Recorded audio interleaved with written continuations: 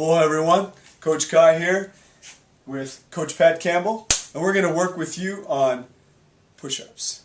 Push-ups 101. What we want to think about first is that the push-up is actually a whole body exercise. The most important element being your core, your abs and your lower back. And what you want to do is have a rigid structure so that you actually engage all the muscles from the top of your head to the bottom of your toes.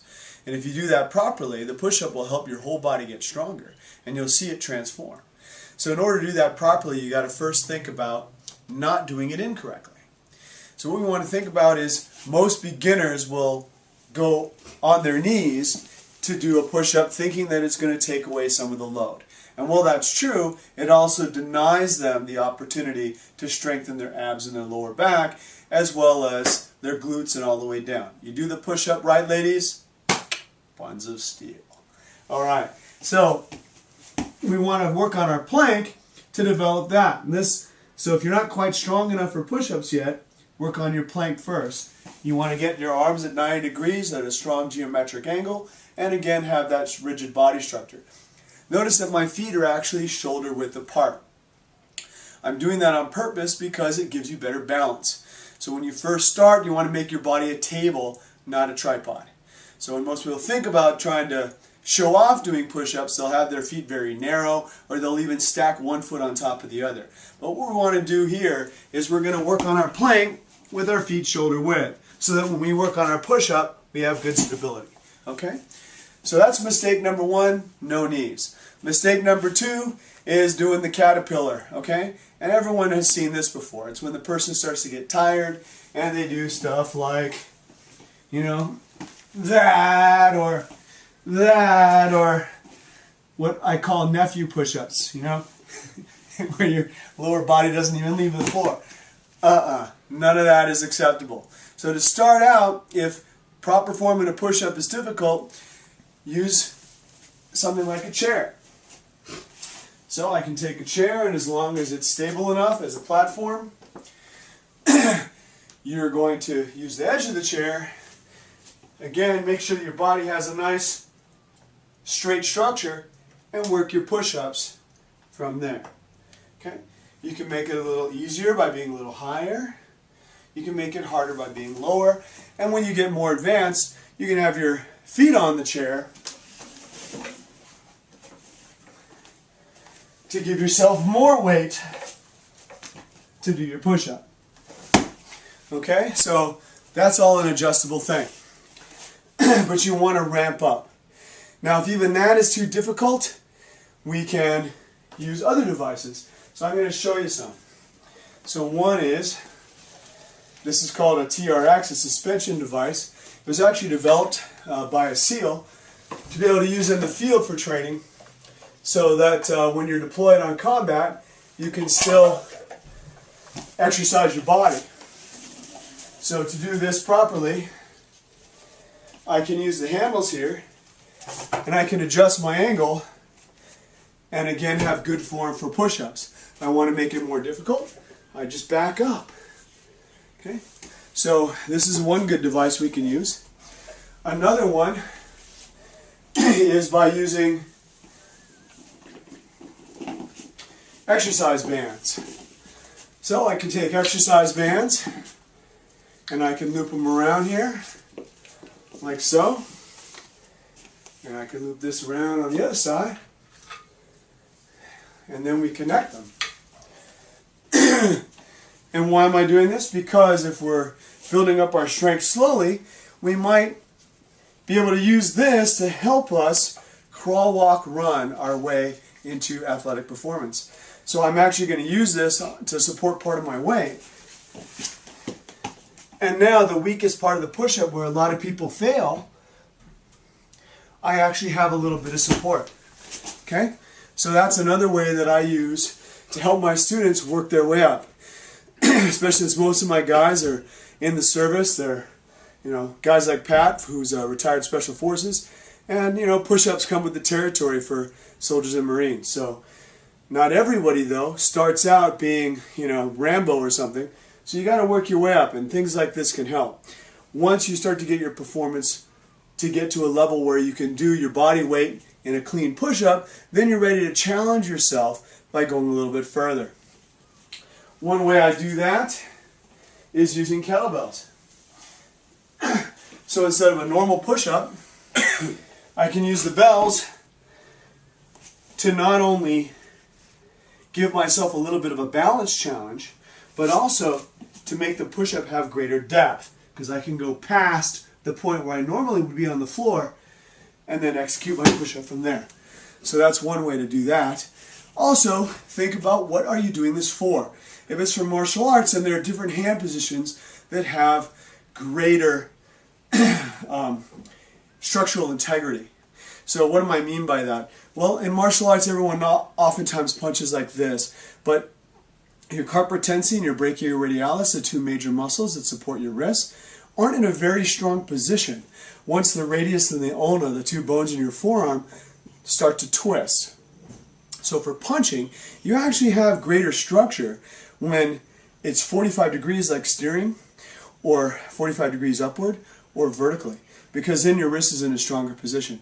And that again is something that you can train with the push-ups if you're using something like the kettlebell that allows you to do that. Let's say you practice open hand strikes. Well, I use small medicine balls for that. So it's always good to have a pair of balls and know where they are for training purposes, of course. So I can use this to work my open hand strike position where my fingers are allowed to curl. And as you get better, you can also work your grip strength by popping off of it and grabbing the medicine balls as you train.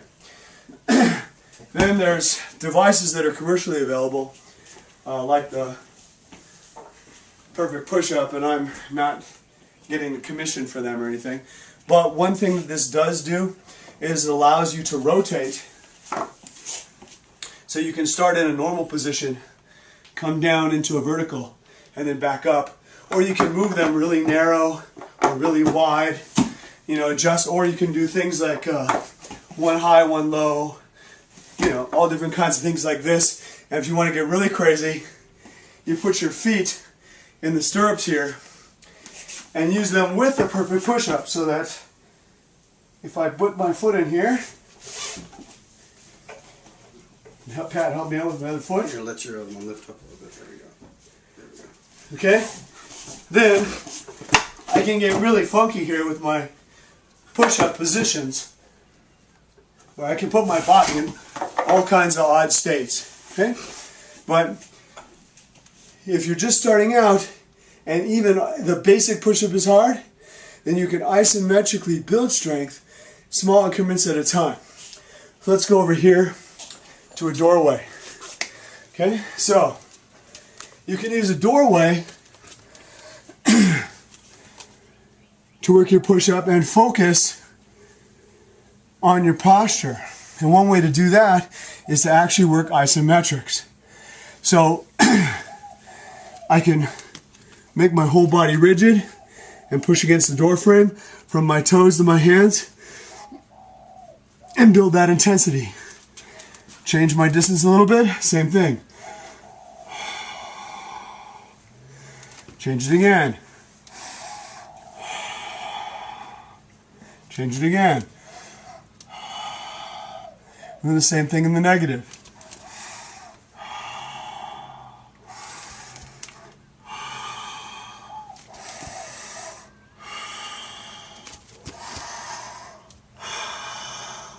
Then your body itself pressed against the door, forehead to toes. Okay, and that'll build good rigidity from your neck muscles all the way down to your toes. You can also work all your hand techniques that way, of course, as well. If I'm thinking that I'm going to strike someone to a vulnerable point with my fingertips, like a push-up, I can do this. If I'm not quite ready for Bruce Lee's level of expertise where you're doing one finger push-ups, you can do that on a doorway. I can do one finger, etc. For me, though, with finger strikes, I keep my fingers clustered, so I could be this way. Or realistically, I might not strike from there, I might strike from center line. So I'd put it right in front of me and do that. Okay? Each increment from close to far. Okay? But that intensity of developing your plank even right up here, translates well to real-life confrontations. Let's take a look at how that can work. So, I again can be practicing the rigidity of my core structure by getting in the face of a mannequin here. And this is an exercise, but it's also like, what? You're looking at me? You're looking at me, punk! So, stuff like that. And of course, what do we say, Pat? No drugs, no alcohol involved. No alcohol, baby. It's all real! That's right, baby. So we practice this, you know, we practice our push-up rigidity. And you can do this with a partner, you know. Pat and I can be here, and we can use each other for isometric tension. So he's pushing on me, I'm pushing on him. Then he takes his turn. And I'm only using ab strength to maintain my posture because I don't have a braced structure. So I'm only using the plank as he pushes, and he just gives me just enough resistance until my plank starts to blow. Then I do the same thing back. Okay? So you can practice this kind of stuff also with your strikes. I'm here, I'm giving him a strike to the solar plexus. He's using his core structure to maintain posture while I do that. Okay? Switch hands. And now his turn. And switching. You might think, how is that related to a push-up? That is a push-up. So anytime you're hitting someone on center, you're basically doing a push-up. You can do the exact same thing on the ground. Just close your hands, take your fists, make them narrow, and you're doing a push-up. Okay? Same thing. You'd be surprised how many different carryover benefits there are to a really good push-up. So, if you like, in the future, I can make individual clips on how to fine-tune each one of these levels. This is right now an overview of all the variety of exercises that you can do to develop yourself using something simple, just using your body weight, something famously known as the push-up. But crawl, walk, run it. Nothing wrong at all with starting slow, because in the long run, no one climbs Everest in a day. So if you have to start on a wall, you know, or just working on that plank intensity, or if you start out using a chair at 45 degrees, or you can work your way up. You can use a small stool, and then a bench, and then a chair, you know, like that, or vice versa. Start on the wall, you get a little stronger, go to the chair, get a little stronger, you go to the bench, you get a little stronger, you go to the stool, then finally you're in horizontal position doing a good push-up. Then you want to challenge yourself, you put your feet on the stool, you put your feet on the chair, you put your feet on the wall. Or you do some of the other things like the kettlebells or the straps. Or if you want to get right to the push-ups and you're really determined to do that, there's nothing wrong at all with using the bungee cords, because these things come in different levels of resistance. So you could start with a lot of resistance to support your body, you know, and then work your way down. One of my students started out with me at close to 400 pounds, and I did start him out on the wall, but partly because of his girth, it was difficult for him to do the push-up. So we started utilizing things like this to support his weight, and eventually he got to the point where he could do his weight in push-ups 60 times, which by that time he was down to 280, so he'd lost about 100 pounds. You can do it. It's just little steps at a time, and that's the key thing to push-ups. So if you're taking the push-up challenge and your goal is to be able to do X number a day, well, you know, in the first day that could be X number on the wall. On the third day that could be X number on a chair. And by the end of the month, you'll be surprising yourself. So just a few tips on push-ups. Wishing you health and happiness, and aloha.